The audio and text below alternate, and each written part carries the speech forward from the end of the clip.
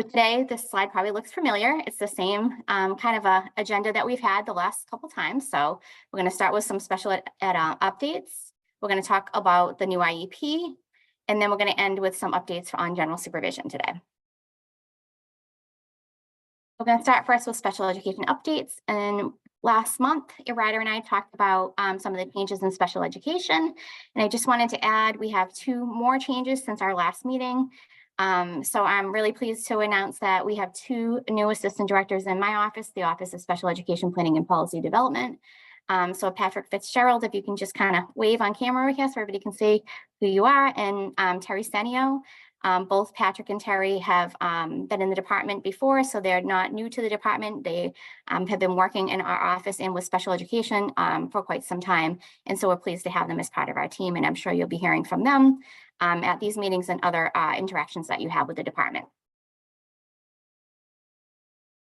So it's that time of year, and I'm sure you've been planning for ESY for some time now, but I just want to go over a couple of reminders today. This slide is kind of a compilation of some of the information that we've put out over the last couple of years, and I'm sure you saw something in the bulletin as well this week. But just remind us of what you need to be considering when you're looking at ESY. And I just want to bring your attention to the bullets at the end of this slide about transportation. And we've talked about this a lot, but just I want to make sure that you're remembering to consider any type of transportation needs, particularly if students are maybe in different locations during the summer than they may be in the school year. And just looking at the requirements and our regulations, we added language in there for you, just to remind you as to what the requirements are as it relates to transportation. So a reminder on ESY, I know that your planning is well underway, but we thought this was timely. This is another reminder that comes from our early intervention providers. This was in our bulletin as well. And they just want us to make sure that you're all aware of the extension of some existing contracts through September 2024. So if this applies to you, this information is here for you, and it's also in our bulletin. So what I want to do at this point is I want to start talking about planning for your IDA grant applications, and we're expecting that there'll be the GEMS application. This will be the second year that we're using GEMS. We're expecting this to be posted by July 1st. So I'm going to go through a list of things that I just want you to think about as you're preparing, so that when it's time to do that, to actually complete that application, you'll have all the information that you need ready and available. So this is not new. The conditions of assistance, I know that you're used to, we've been doing this the last couple of years, but just a couple reminders.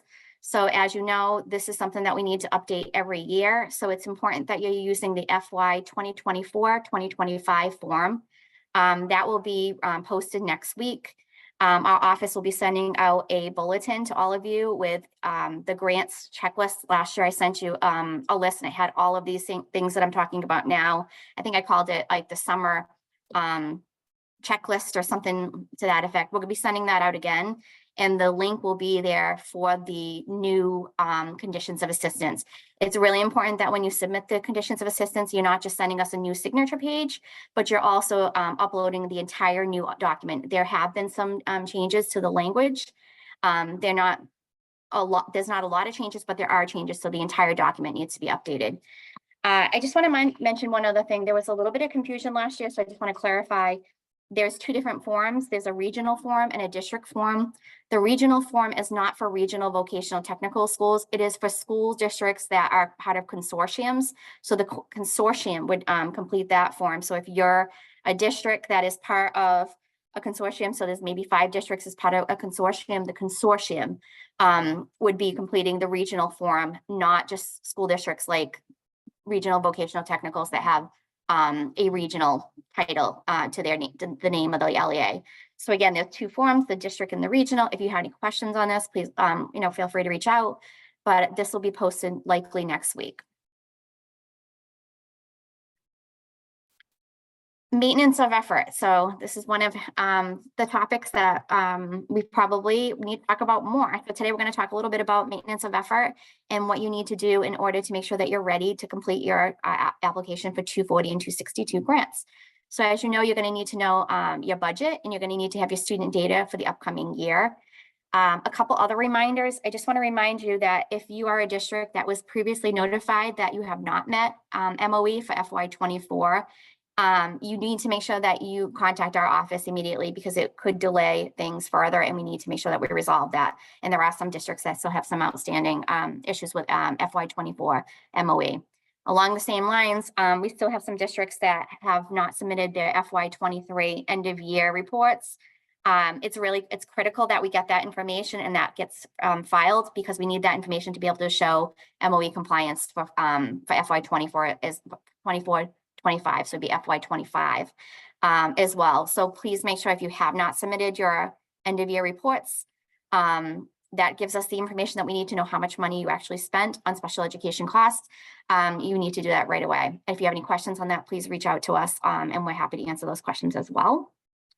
Just the last thing on this is just a reminder that if you do not submit the right information or you're not able to demonstrate your compliance, it could delay your ability to file your grant application.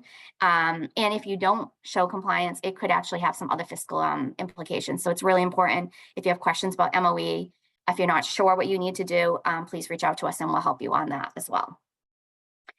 Making money matters. So just some plans as far as like who needs to be ready as far as creating a budget and setting 2% aside. So it's districts that have been identified as needing intervention in the 2023-2024 determination. So if you were this winter, you were notified by us that you are needing intervention on your determinations, then you are required to set aside 2% of your IDA funds for making money matters. There'll be a section on your application that you'll need to create the budget. So you need to be thinking about what that budget will look like and that those budget priorities need to align with things that you determine based on your root cause analysis. So again, just some things that you can be doing prior to getting ready to submit your application. CCIS, so Comprehensive Coordinated Early Intervening Services. So if you have been identified this school year, so 2023-2024 school year as having significant disproportionality, not at risk, but having significant disproportionality, you are required to reserve 15% of your IDA Part B funds for coordinated early intervention services. So again, you will need to make sure that you're ready to propose your budget and have designate 15% of your funds to be able to address those needs. If this is not required, but coordinated early intervening services, so CEIS, this is optional. If your district wants to opt in to using up to 15% of your Part B funds to develop and implement CEIS to improve results for students without disabilities in K-12, then you need to be prepared to address that budget as well in your application. Again, not required, it's an optional. And if you have questions on that, we have some various resources, but feel free to reach out to the department on that as well. For both CEIS and CEIS, I just want to mention one other piece of information. Whether you opt into CEIS or you're required to participate in CCIS, you're required to track the use of funds. And I just want to be clear on tracking what the use of funds means, so you can plan ahead for next year. So you're required to track the use of funds, like what you're actually spending the money on, but also the total number of children that are serviced using these funds. And in addition to that, out of those students, the number of students who are eventually found eligible for special education and related services. So again, planning ahead so that you know that you're going to need to provide that data to us. I want you to be able to have some systems in place and be aware before you actually apply for the funds or opt into the funds if it's CEIS, that you're going to need to provide this data to us. And again, students that are served and eventually found eligible for special education and related services. And I'm just going to stop here for a minute, Patrick, before we get to equitable services.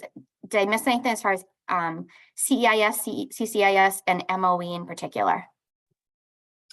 No, Jamie, it's just a reminder for those districts. You should have been notified as of yesterday if you were one of those districts who still have not filed your end of year report for fiscal year 2023. It is really important that you file it as soon as possible because again, as Jamie indicated, it will impact your eligibility for the fiscal year 25 grant and may have other fiscal consequences as well. Thank you. Okay, Martha, we can move on to equitable services. So equitable services, I have some good news this year. Districts will not be allocated resolution funds. So unless there is some type of issue that we need to resolve with the department as far as resolution funds that have been already allocated to your district, there will not be any more allocations for resolution funds. With that said, that we still have to make sure that we're meeting our obligations for equitable services. So just some reminders, if you have not submitted your 2023, fall of 2023 child count through the security portal, you need to do that immediately. We really need those numbers. That is what generates your proportionate share. We sent out a couple minders, but we really need you to submit that hopefully by the end of the day today, so that we can make sure that you have everything in place to be able to apply for your grant funding. Just a couple other reminders on this. You need to make sure that you're continuing to do meaningful consultation and you have your written affirmations. Although we are not requiring written affirmations for equitable services, we did require them for resolution funds, but we're not requiring them at this time for just general equitable services. You do need to make sure that you have that information available upon request. The last piece is if you have FY23 carryover funds for equitable services, so they're going to be expiring in September. Before you can revert those back, you must submit the questionnaire. You submit the questionnaire as part of your application.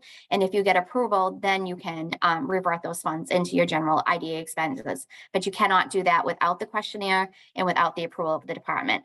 And I'm going to stop on equitable services for 1 minute to make sure that Ryder and others that I didn't miss anything on that we want to make sure that everybody is reminded of. Jamie, just a reminder, to the extent that it wasn't clear that, the written affirmations are required. What's not required is a submission to the department. Correct. Thank you. Okay, we're going to move on to the next one. The GEPA. So last year was the first time that we asked you to update your GEPA. And I just want to kind of explain what you're going to need to update this year. So if you want to see what the department submitted, we submitted our updated GEPA statement to the U.S. Department of Ed just this week. And we had posted it quite a while ago as well. It is on our website.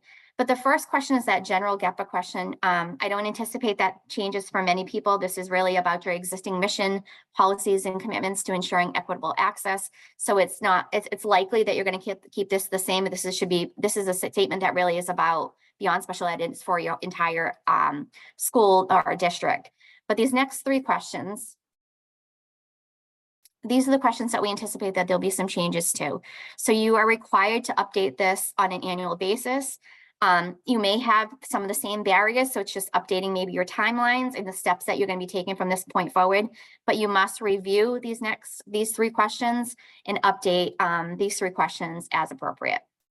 And you will need to upload the entire GEPA again, or answer the questions again. Okay, transitioning out of IDA grant funds for a moment, and we're going to talk about referral and evaluation for students who are experiencing homelessness. And you may remember that Russell had several slides probably back in January that we talked about this. And this is just kind of condensed, and we just want to remind you of a few things.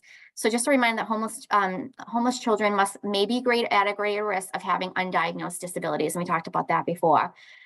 We also want to remind you about the importance of coordinating with staff from various organizations and places to make sure that students are evaluated in a timely way, appropriate and timely evaluation, and if found eligible, receive the required special education and related services. This last bullet is new, so this is the part that I want to focus on right now.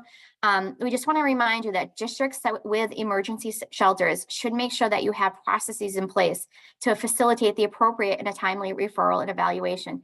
And you must make sure that you have these processes documented. So this is really important. This is new information that we just want to make sure that we're clarifying with you so that you're clear that this is an expectation that the department has. And Ryder, anything that you want to add on that? No, it's great. Thanks, Jamie.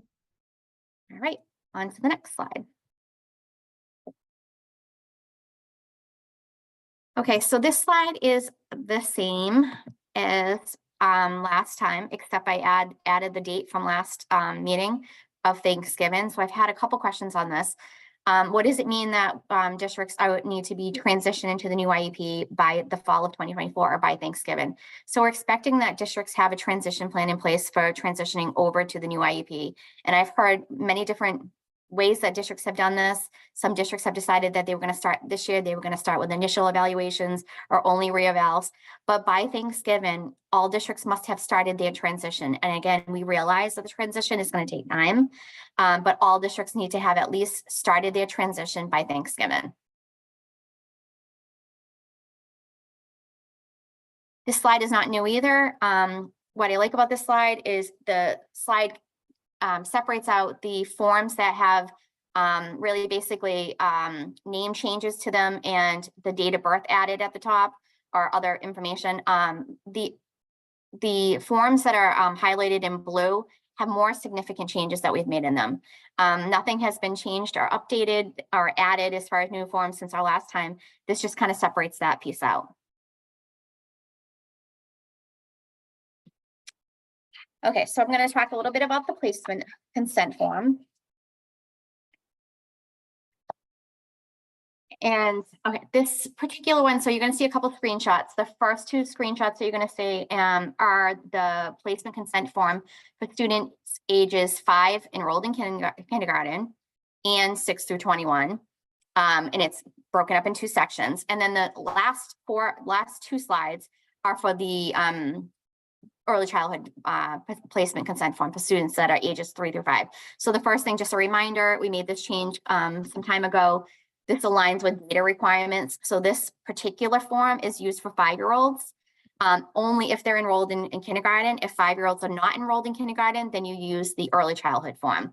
But if you notice at the top over here at this on this form, this part that says special education team educational placements, that is the team decision, whatever the team is making for a determination on what the student's placement needs are. And if we move to this next slide, I want to talk about this other piece that we have. I've been receiving a lot of questions on this.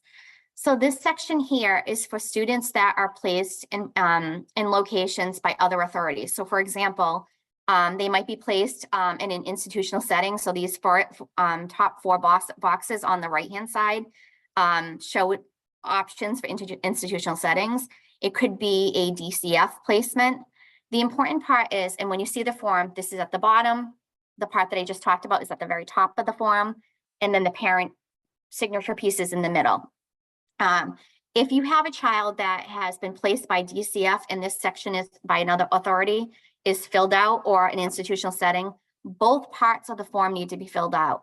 So the top part is for the IET team decisions, educational placement, and this piece here is for the other authority. So if there's a situation where the student does have isn't placed at DYS or another type of institutional setting, or if DCF has placed a child somewhere, both sections must be filled out. And what you can't see right here, but it's in between, it's above this part on the form. It does say that the LEA is responsible for completing this section here. So the previous slide, Martha, can we go back for one moment? This top part at the top, the team makes this decision. So this is a team decision. And then if we go back to that slide, this part here needs to be filled out by the LEA. And if we move on to the next slide, this is the same. It's the placement consent form, but this is for ages 3 through 5. Same thing at the top. This top part is IEP team decisions. So these are educational placements. And moving on to the next one. If this applies, then this also, DCF in this case, would be filled out in addition to the top part of the form. I think that's it on that. Okay. This is not new either. I just want to give you an update on where we are as far as resources for the IEP. So we are continuing to work on planning for training for next year. We've had a lot of feedback. We'll continue to get feedback on what our plans are, but we are still continuing to plan to offer trainings for educators, students, families, and advocates next year. We hope to have had these resources out sooner, but we are still working on them and we'll have them soon. We will have the quick reference guide for supporting English learners with disabilities, the quick reference guide for transition planning, quick reference guide for parents, along with the discussion questions for getting ready for my yearly IEP meeting and the updated high school IEP sample. Those will be coming soon. You'll be receiving a update from us, and we will certainly have those for our June meeting. We also are looking at all the remaining IEP forms that we have not updated and making decisions on next steps, and we'll provide some more information on that in the coming months. Martha, can we go back one more time to the form? Yes. So just one question, sorry. One question that has come up, and I just want to answer this question about the progress report at this time, because the progress report has not been updated, and we do anticipate on updating that, and we do anticipate on more significant revisions to that. Our direction is to continue using the current form that you are using right now for the progress report. So that has not been updated. It will be updated. We don't have a timeline on that right now, so you'll continue using the same progress report form. Thank you, Martha.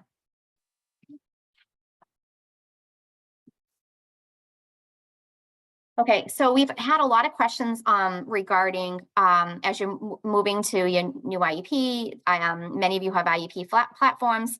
We've had a lot of questions about the requirement in our regulation that addresses that the district shall provide parents with 2 copies of the proposed IEP and proposed placement along with the required notice. So those 2 copies, if you have an IT system, you need to really talk to your vendors to make sure that you have the ability to download, to print, because this requirement has not changed. So districts are still required to provide 2 copies to parents. That has not changed with the transition to the new IEP. Just a couple other things. We need to make sure that when we're asking parents to sign the IEP, that they have access to the entire IEP, and we're not just giving them access to just like the signature page or the signature section, but they must be able to see the entire contents of the IEP before they're signing the IEP. So again, this requirement has not changed. It has remained the same. You're still required to provide parents with 2 copies of the proposed IEP and the proposed placement. Okay, and at this time, I'm going to turn it over to my colleague Rob from who leads the Office of Inclusive Assessments to talk about the alternative assessments. All right, thank you, Jamie. I assume everyone could hear me. Get a thumbs up, Jamie. All good? You're good, Rob. All right, thanks everybody. As Jamie mentioned, my name is Robert Pellicciati, and I work as the manager of inclusive assessment. So in that role, I oversee accommodations for the MCAS assessment, and I also work on what's known as the MCAS ALT, which is our alternate assessment for students with the most significant cognitive disabilities. Now, there's a lot of information on the next few slides, and I'm not going to read everything to you. Basically, I want to go over the theme of this is that many know that over the past couple of years, due to DESE, they've changed the way we are counting students' participation in the alternate assessment. The federal government has put a cap of the 1% of only students. So we'll say only students can be assessed with the alternate assessment at a rate of 1%. This is not a local cap. This is a state cap. So say, for example, if the state assesses more than 1% of students with disabilities on our alternate assessment, we have to provide documentation on why and request a waiver. So for the past couple of years, we've been requesting a waiver, and the waiver was granted based on the state providing guidance on to district and the numbers that are assessed to alternate assessment. And the rationale is that students who are assessed by an alternate assessment are exposed to standards that are less complex, less depth, and a total of, and it will impede their chance to graduate or get a high school diploma. So that's kind of been the rationale. We've been working with districts throughout the past couple of years and updating our guidance. So I wanted to give a little history on that information on where we are now. So again, this is a state cap. It's not a local cap, but districts that do exceed 1% have to provide justification of why. So many of you have received letters from us requesting information on why you expect to assess more than 1% of students with the alternate assessment. And as part of this guidance, this participation cap, the state was required to come up with a definition. And so you see in the next couple slides here, you'll see a participation criteria that has been revised for this year. And this year is a transition year, so we're still providing guidance. and we expect that this information will be disseminated slowly to schools, and schools will take the information and with their IEP teams, especially for students that they're considering or that are currently on an alternate assessment. Basically, part of the requirement is that we have to come up with a definition. The state's required to come up with a definition, a criteria of what they call students with the most significant cognitive disabilities. Again, this is a definition purely for the alternate assessment. It's not a definition for a special education eligibility, but a definition for the alternate assessment. And the federal guidelines indicates that there has to be a definition that affects factors related to cognitive functioning and adaptive behavior. So districts have to collect aspects of cognitive functioning, adaptive behavior for students that are considering an alternate assessment, participate in alternate assessment for a state required assessment for the MCAS. So let's move on to the next slide. And I'll talk a little bit about our definition here. So a lot of this definition is topics or aspects that you're familiar with. This is posted on our website. We've been disseminating this information for the past year. So some of you, this is not new information to you. Many of you have seen this before, but I'll go through the 4 basic points. To be considered a student with the most significant cognitive disability, the student has to have a cognitive disability as evidenced by significant delays. So substantial significant delays. These disabilities have to significantly impact their educational performance and apply learning from one setting to another. They have to require extensive, direct, individualized instruction and substantial supports to achieve measurable gains. So some of this information is a lot of what you've been using before, very familiar, but probably the biggest change is the last bullet that we were required to provide districts. And it also will provide you some concrete ways, some factual ways to determine whether in fact the student would meet definition for alternate assessment. So students have to perform on standardized assessments like a cognitive evaluation, adaptive behavior assessment. They have to perform 2 standard deviations below the mean, at least 2. And these are commonly accepted terms and requirements that all other states are requiring students to be eligible for alternate assessment. So this is not something that out of left field. This definition is something that a lot of other states have been doing, and we are required by the federal government to include this information this year. We've met with several advocacy groups and we developed this particular definition. And so we want to help, basically our goal is to help provide this information to you and help make the decision process easier and a little more concrete of, hey, based on this information, just looking at these particular assessments, information over time, this is not a student, or this is a student that's potentially eligible for an alternate assessment. And again, just because a student meets this definition does not mean they have to take the alternate assessment or the MCAS out. It means that only these students that meet this definition are eligible. So if we move on to the next slide, you'll see what we have, this alternate assessment participation tool that we've posted on our website. And you can see it here by using the links in the slide that are provided to you. And we expect that teams, IEP teams, are using this tool to guide their decision-making process. It kind of breaks down the 4 bullets for you. You can document the information for students, and we're having schools right now upload this into the information security portal. We'll be collecting this information differently over the period of time, but again, this is a required form that we're expecting districts to use to help them make these decisions for who is going to be considered eligible for the MCAS. And again, our goal is not necessarily to create more paperwork or more challenges for you. I appreciate all the work you're doing, especially for the students. I know that there's a lot of work that IEP teams do. We hope that this will help provide some greater guidance and clarity of the eligibility criteria. And we're certainly eligible or certainly available to provide you support on this process. I know that being in team meetings is not always an easy or direct process. There's a lot that people discuss.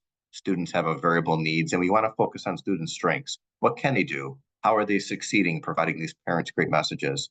But this particular aspect is an aspect, unfortunately, where we're talking about, hey, does this particular student meet the threshold for a student that's participating? Do they have these abilities? Because again, as I If a student is designated for alternate assessment, by definition, the student is exposed to standards that are different, significantly modified from the standard criteria. They're changed in complexity, scope, and breadth.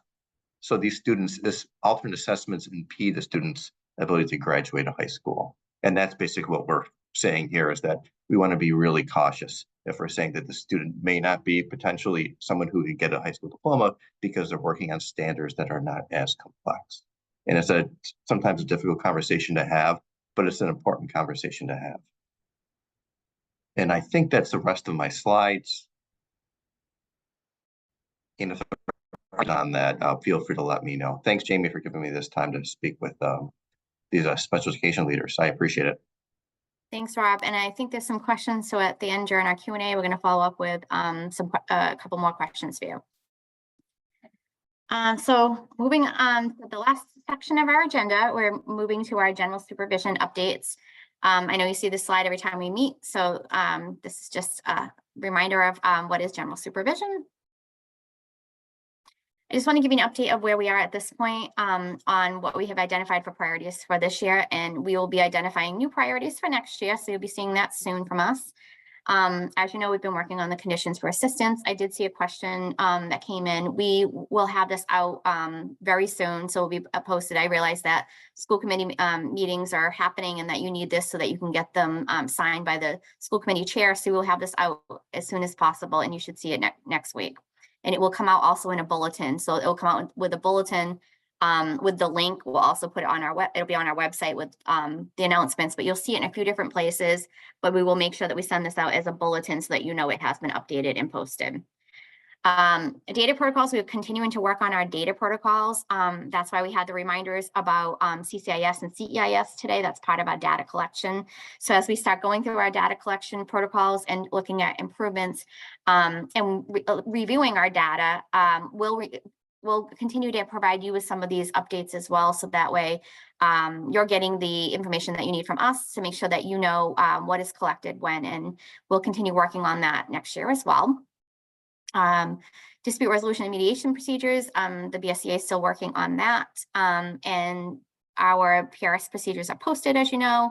Our public school monitoring procedures are posted. We'll be adding to the public school monitoring procedures our fiscal monitoring next year. And our OASIS procedures will be posted soon. LEA determinations went out for this year. We did receive some feedback. This has been multiple years that we've been working on the rubric, as you know. But we have received some feedback on the rubric as well this year, just like we have in years past.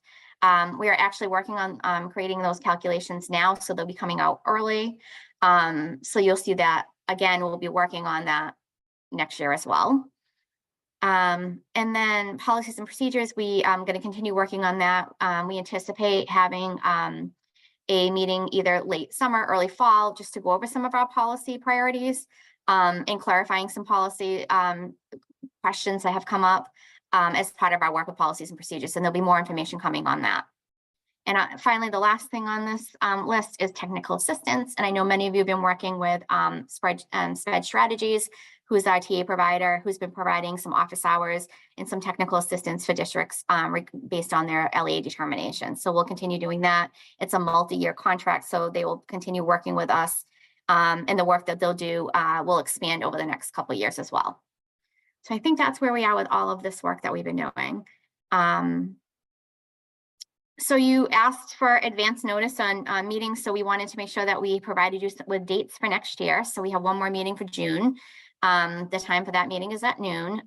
We will confirm the time for the meetings next year, but right now we have a tentative schedule. We tried to aim for the second week of the month. We did do every month. I know last year we skipped December, but given a lot of the questions that you all have had for us and some of our policy priorities, we want to make sure that we're continuing with regular meetings. So this is the schedule, the tentative schedule. We'll confirm more information on this to give you actually the time so you can have holds on your calendars and things early this year. So I hope this information is helpful. And I think that brings us to the end, Bonnie. So maybe we can start with some of the questions for Rob.